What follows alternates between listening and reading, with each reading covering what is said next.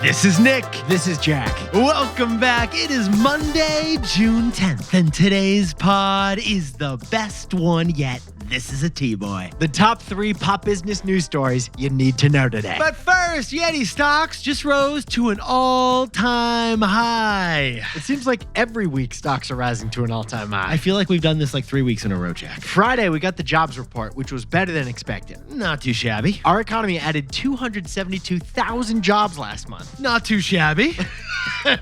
Everything's looking good. I don't know what to say. Yeah, Jack and I are even wearing the same exact t-shirt today. That's how good things are looking right now. If only interest rates would come down, it'd be like Nirvana. Although I think we look great in these shirts, Jack. Yetis, in the meantime, we got 3 fantastic pop-biz stories for you. Jack, what's on today's pod? For our first story, there's a strange recession happening in Hollywood. A kissing recession. Yetis, love scenes are disappearing in movies, so Jack and I had to find out why. For our second story, Costco's most surprised product you didn't know about? Costco sells cars. Costco sells cars, and Costco has become America's biggest car dealership. And they just struck a new deal with General Motors. Oh, yeah. And our third and final story. For the first time in 3 years, Roaring Kitty just live streamed about GameStop. 1 million people tuned in. Jack and I were 2 of them, and we'll tell you exactly what happened. But Yetis, before we hit that wonderful mix of stories, what a fantastic mix of stories to come back to the week, dude, Jack. Love the mix. we come bearing some concerning news. Yetis, ice cream sales, they are slipping. The investment bank Morgan Stanley expects ice cream consumption in America to fall by 5% in the next 10 years. Ice cream sales, they are melting like a cone of Haagen-Dazs in the warm July sun. So, the ice cream industry has a response. Here's what they just invented. And what is it, Jack? Ozempic ice cream. Ice cream a la Ozempic. Get this. Ice cream brands are scared about the Ozempic effect that's coming. Yeah, they're worried about the weight loss drug hurting their ice cream sales. Because people on Ozempic chemically have fewer cravings for ice cream. So, ice cream brands are now making Ozempic-sized ice cream. Basically smaller portions because you're not actually hungry if you're on Ozempic. But Jack, you still want to taste that triple toffee on your tongue, so this is what they're doing. Yeah, so the kitty-sized cone, it's also called the Ozempic-sized cone. It's now the half-sized Ozempic, kitty-sized Ozempic cone. So yeah, prepare for half pints of pistachio. Besties, prepare for bite-sized black cherry. The biggest new trend in ice cream this summer is smaller ice cream. Hey, Darlene, can I get a half pump of hot fudge? Half pump. So the ice cream ingredients are going to be the same all summer. But the vehicle for consumption of that ice cream is going to shrink like Rick Moranis. Honey, I shrunk the gelato. Instead of blizzards, Dairy Queen's going to be whipping up flurries this summer, Jack. That is my favorite dessert. I don't need a blizzard. I just want a flurry. Jack, when we hang out, are we getting Ben and Jerry's? Nope, we're just getting Ben. When you're on Ozempic, you just get Ben. So Yetis, look out for mini ice cream cones coming this summer. Jack and I, we plan on ordering 6 of them. Yeah, we actually had ice cream every night last week that we were in LA together. We did. Van Leeuwen, Salt and Straw, and Jack. Ice cream was my comfort food to prepare me for the sushi hand rolls and the Dr. Pepper. You did well, Jack. You did well. Yetis, let's hit our 3 stories. 15 years before this song, 2 boys from the Northeast met in the dorm. They had an idea that caused a cultural storm. It's the best one yet, but the best is the norm. Jack, Nick, that's it.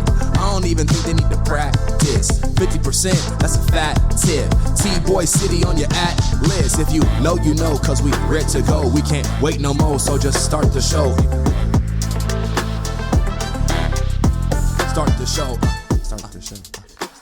First, a quick word from our sponsor.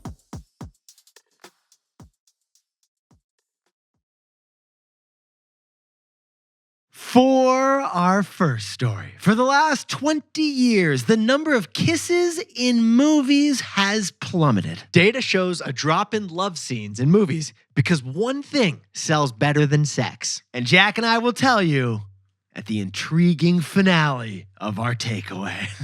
Are you on the edge of your seats, Yetis? Now, Yetis, funny thing. Last week, Jack and I were in lovely Los Angeles, and what did we notice as we walked the streets of Culver City, Jack? We noticed less kissing. Yeah, less kissing, less hugging. Not on the street, though. Not on the street, but in the movies. And the data proves it. Kissing content in films have plummeted over the past 20 years. Yeah, we got from romance to no-mance. The Economist magazine studied the top 250 highest grossing American movies since the year 2000. And what did they find, Jack? They found that we're at an all-time low for love. All right, Yetis, let's jump in TBOY style to the data. Romantic scenes in American movies have fallen 40%. It's a big screen kissing recession. We have officially entered a kissing recession, Jack. Call Jerry Powell. Kiss Jerry Powell. 40% fewer French kisses, 40% less lip locking. Jack, you set me up, but I gotta say it. 40% less tonsil hockey happening in America, baby. In fact, in the year 2000, 80% of the movies that went to theaters had at least one sex scene. And what about today, Jack? Only half of movies have a sex scene. Yetis, what Jack and I are trying to tell you here is that love actually is not everywhere. 50 Shades of no thank you. Yeah, like, Sleepless in Seattle? Apparently they are just sleeping in Seattle. It's like more films are just saying, I don't know. The 2024 sequel is Sleeping in Seattle. I don't think we're getting a Magic Mike 8 anytime soon, Jack, if you know what I mean. Melatonin Mike. But Yetis, here's what Jack and I found fascinating about this story. This kissing recession in Hollywood actually gets even steamier when you look at the data. I think you mean less steamy. You're right, I mean less steamy. Because it turns out the drop in love scenes is even bigger if you compare it to other hot topics in movies. Get this, besties. While kissing scenes have fallen 40% in Hollywood, drug, profanity, and violence scenes haven't changed at all. What we're saying is actors are still punching and cursing and toking in movies, but they're doing it with their clothes on. Yeah, like Ryan Gosling, he will fight for your honor, but then he will not take you home afterwards, Jack. Yeah, we know what you're thinking. You might have seen Challengers or Saltburn or Anyone But You. Yeah. There were some hot and heavy scenes. I'm sorry, pause the pod, Jack. I'm going to need a cold towel over here. Glenn Powell's side boob is really something to look at. I think that was his 9th ab, Jack. And it's true. When scenes do show romance in modern movies, there are more intensely intimate scenes. However, there are 40% fewer of those intimate scenes overall. Kate Hudson and Matthew McConaughey are not happy about any of this. So, Jack, what's the takeaway for our buddies over in Hollywood? Sex sells, but families splurge. Yetis, one reason for this kissing recession, it's actually social changes. America's young people are having less sex than previous generations. And according to a study from UCLA, they want less sex in their movies as a result. But a bigger reason for this kissing recession, it's that PG-13 makes more money than rated R. Because the whole family can attend The Rock's Jumanji remake, but just the parents can attend Eyes Wide Shut. Yeah, and Hollywood is making more money reaching that wide audience than the niche audience. So for the last 20 years, the money in Hollywood has focused more on superhero movies and less on artsy films. And the whole family can enjoy and watch Iron Man 8 because you don't have to say, earmuffs, Kevin, earmuffs. So the content of the movies we watch is being shaped by that business model. Hollywood would rather sell 4 tickets to the whole family than 2 tickets to a couple dinks for date night. For our second story, Costco is going to help General Motors sell electric cars at Costco, but they're doing it at a special low price. Costco is a bully to the car companies, but she's our bully. Yes, she is. Now, Yetis, as you know, Jack and I keep track of a lot of things, and one thing we keep track of is our crazy Costco list. The things you can buy at Costco is wild. Yeah, it gets more fun to add to the list every week. For example, at Costco, you can buy saunas, you can buy diamonds, you can buy $2,000 blocks of gold. You can also buy automobiles. Yes, you can, Jack. Let's jump in TBOY style. Costco is actually the biggest car seller in all of America. Come on down to Costco, Jack. Because every year, 500,000 cars are sold through the Costco Auto Program. Oh, I'm sorry, besties. Are you not impressed with Costco's car sales yet? Jack, can you sprinkle on a little more information, please? 500,000 new cars a year is 1 out of every 36 new cars sold in America. We repeat, 1 out of every 36 new chassis driving the roads in America is a Costco sold car. There is no car dealership or dealership group that sells more cars than Costco does. Kirkland is the king of cars, baby. Come on down. What do I got to do to get you into this hot dog soda combo? And here's the news. General Motors just confirmed that Costco is their key outlet for electric car sales in America. General Motors is now going to depend on Costco to sell their electric cars. And Jack, why exactly is GM doing this? Because what Costco endorses, Costco members buy. For example, Yetis, remember last year, Jack and I covered the Tommy Bahama beach chair? Why is that the #1 beach chair in America? Because Costco endorsed it and stocked that beach chair at all 611 U.S. stores. And now Costco has endorsed General Motors electric cars. Specifically, the Chevy Equinox and the Chevy Blazer. They're both sold in aisle 6. Excuse me, ma'am, can you direct me to the electric car section? Yeah, where's the electric car aisle? It's by the peanut butter aisle. If you hit the produce, you've gone too far. Can I use the car as my shopping cart? That's the question. But Yetis, the most interesting part of Costco's car business isn't actually the cars, it's the negotiation. Because Costco has all the leverage in this relationship. Yes, it does. General Motors has to make their pitch to the Kirkland crew. And when they're pitching to Costco, the goal is to convince Costco that their Chevy cars are Costco worthy. Yeah, and by Costco worthy, Costco wants to know, is this a high quality product we can sell at a low, low price? If Costco is convinced of that, then they'll agree to sell the car on one condition. And here's that condition: that Costco members get to buy at a prearranged, no haggle, low car price. Now, car companies hate agreeing to a prearranged, no haggle, low price. But car companies need access to Costco's 50 million U.S. members. It's like we said last week, Jack, distribution is destiny. And Costco owns all the distribution. Yeah, they do. So, Jack, what's the takeaway for our buddies over at Costco? Costco is a bully, but she's our bully. Yeah, she's our bully. Yetis, the beauty of shopping at a Costco or a Walmart or the other big box stores, it's really the low prices. And how do we get those low prices?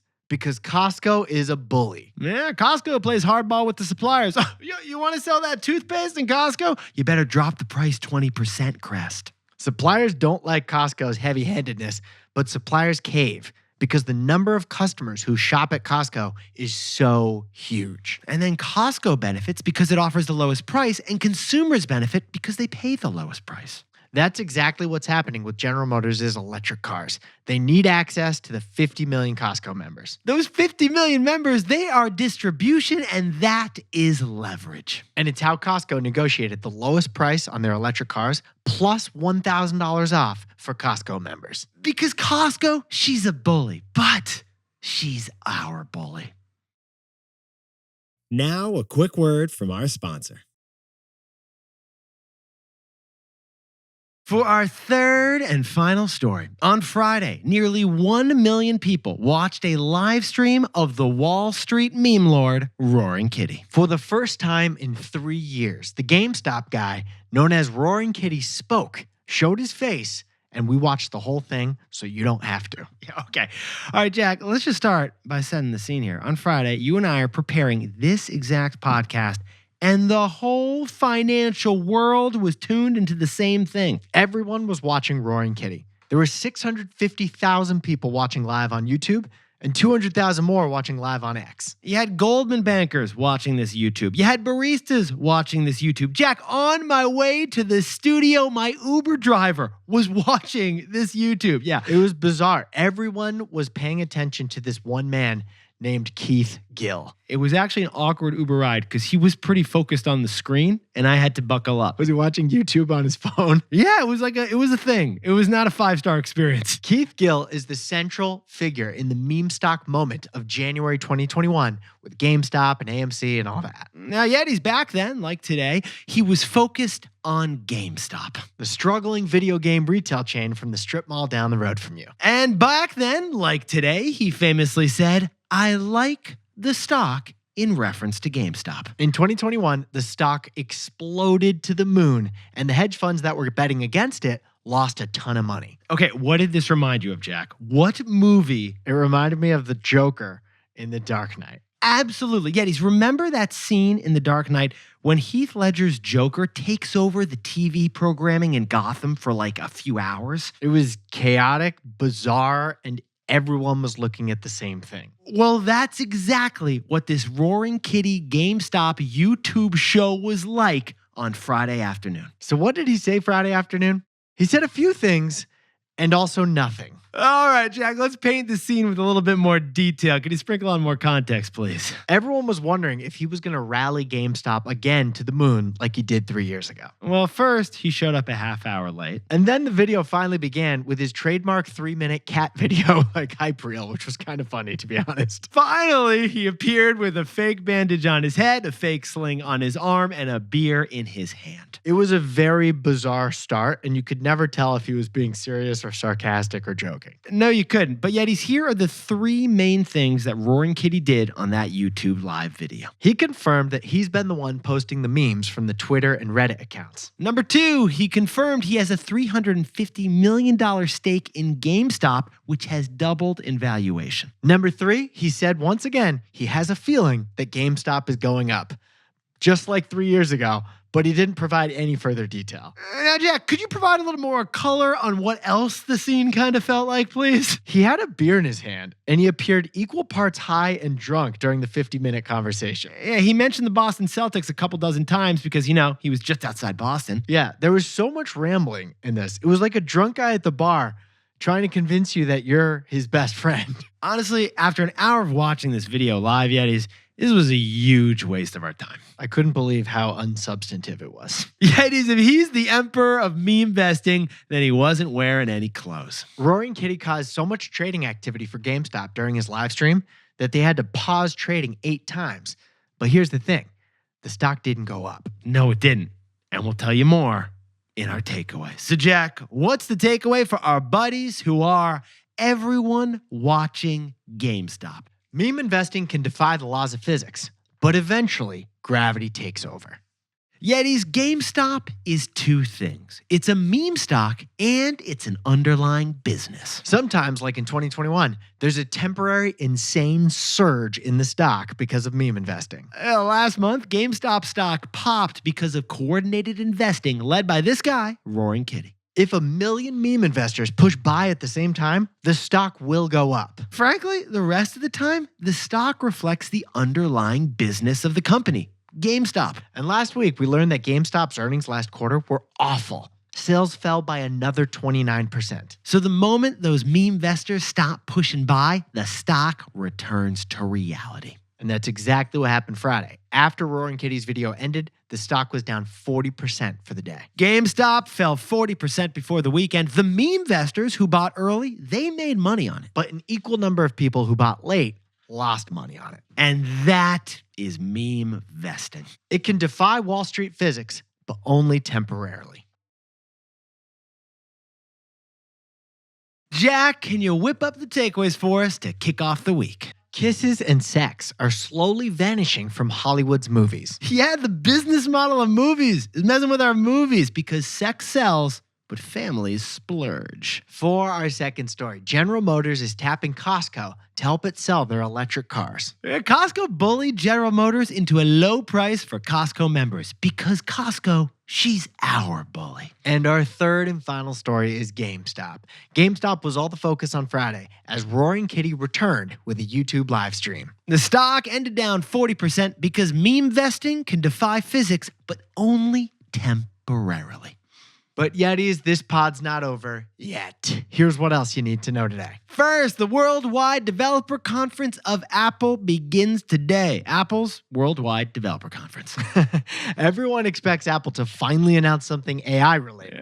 Okay, we're going to get it. Are we going to get A it? little late to the game. Rumors are they're going to partner with ChatGPT to bake that chatbot into the next version of the iPhone. So you're saying no Apple car. Is that what you're saying, Jack? Definitely saying no Apple car, yeah. And second, also this week, the highly anticipated Tesla shareholder vote that we told you about is happening on Thursday. Contentious vote number 1 for the shareholders is whether or not to move Tesla's incorporation from the state of Delaware to Elon-loving Texas. And vote number 2 is whether to pay Elon $56 billion as a bonus that those Delaware courts invalidated. It's a huge shareholder vote this Thursday. If you own Tesla stock, you can vote. And finally, Humane AI, that clip on a pin that was supposed to replace your phone, the company is struggling right now. Sales of the pin have been very slow. Remember, this was the one you put on your shirt and it's got a projector and you hold up your hand and it tells you who's calling? Jack, I believe we said it would solve phone guilt because you wouldn't look at your phone screen anymore. Right, because you don't need a phone. This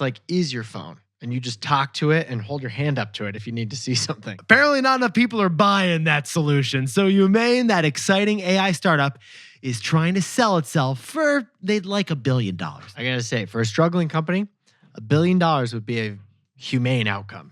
Yeah, pretty good, actually. It'd be like the best failure tech has ever seen. Now, time for the best fact yet. This one sent in by Tyler Hale from lovely Midland, Michigan. In the year 1604, Kuromo City was founded in old Japan. But in 1959, Japan's Kuromo City was renamed to Toyota City. Because Toyota, the amazing Japanese car company, was headquartered in Kuromo City. We like you so much, we're going to name ourselves after you. Yeah, they changed the name of the town to the company that was headquartered there. They literally put TBOY City on the atlas. They made it the thing. Now, I know Hershey, Pennsylvania is called Hershey because of the chocolate company. That's true. And I believe there is a T-Boy town down in Arizona, Jack. We got a lot of Yetis down there. But if you know a town that was named after a company, hit us up. We're putting together a list. Yeah, so far the list is Toyota and Hershey's. Yeah, that's all we got so far. So we really need your help on it. Yetis, you look fantastic to kick off the week. Jack, you're looking fantastic over there. Gray call, gray sweatshirt, gray shirt, looking good. Yeah. By the way, Yetis, remember Jack and I said, we're in a kissing recession. There are fewer kisses in the movies. Doesn't mean you can't kiss at the movies. True. That's true. Earmuffs. Have a PG-13 Monday, and Jack and I will see you tomorrow. And before we go, a happy 29th birthday to legendary Yeti Anna Haugland in Minneapolis, Minnesota. Rachel's sister and Rachel's favorite person. Yeah, she's celebrating with a chocolate croissant as one should. And happy 27th birthday to Jordan Reese over in Pekin, Illinois. And Rima is turning 29 years old down in Atlanta, Georgia. And happy birthday to Krish Merchandani in London, England. And Rowena Zhang and Richard Yu in New York City have got their 1-year anniversary. Congratulations, celebrate that big win. And congratulations to Zara Muhammad in Evanston, Illinois, who's got 2 graduate degrees from the Northwestern University. And Brian Jensen in Charlotte, North Carolina, has got a new job at JP Morgan and just got married. And to anyone else celebrating something today, make it a T-Boy. Celebrate the wins. This is Jack. Nick and I both own stock of Apple and Robinhood.